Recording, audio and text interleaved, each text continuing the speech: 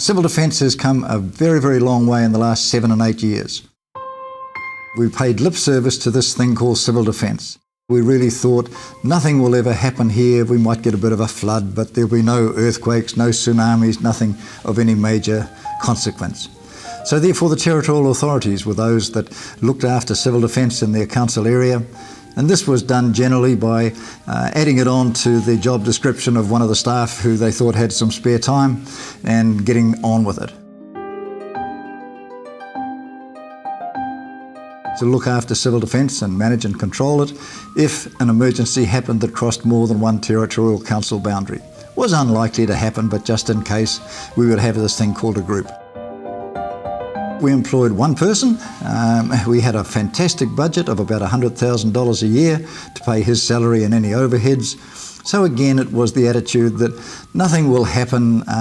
We've got to do something on the legislation, so let's put a tick in the box and pretend that we're doing civil defence. 7, 8 years ago, things changed enormously. The change was driven largely by the Christchurch earthquake.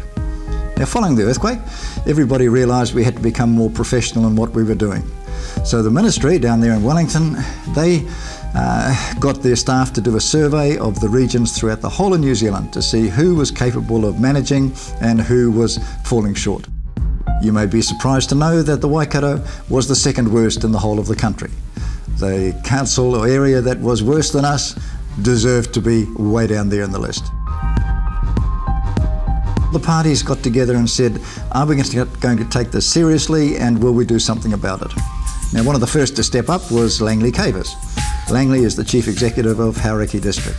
And he said, if we're going to be successful at managing emergencies, we need the local councils to buy into it and start make change. And he has driven that change. The second one to step up was Waikato Regional Council. Now, as I said, we used to run on a budget of $100,000 a year, big budget. Now, Regional Council said, if you're going to be professional, you need money.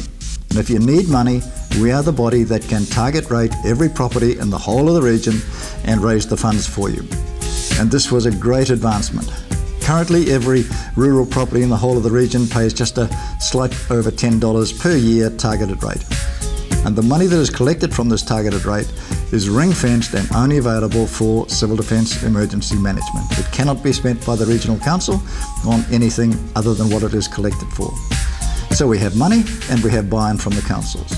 So the next thing to do was to look at how do we go about employing a professional group of people capable of managing an emergency of whatever nature should happen in the Waikato.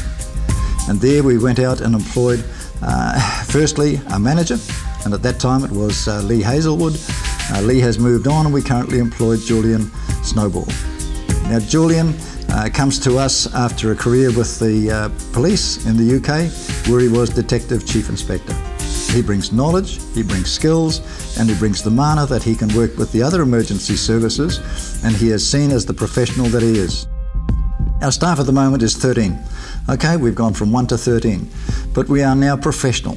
We can professionally manage anything that gets thrown at us in the Waikato. And I am confident that we can respond if called upon to do so.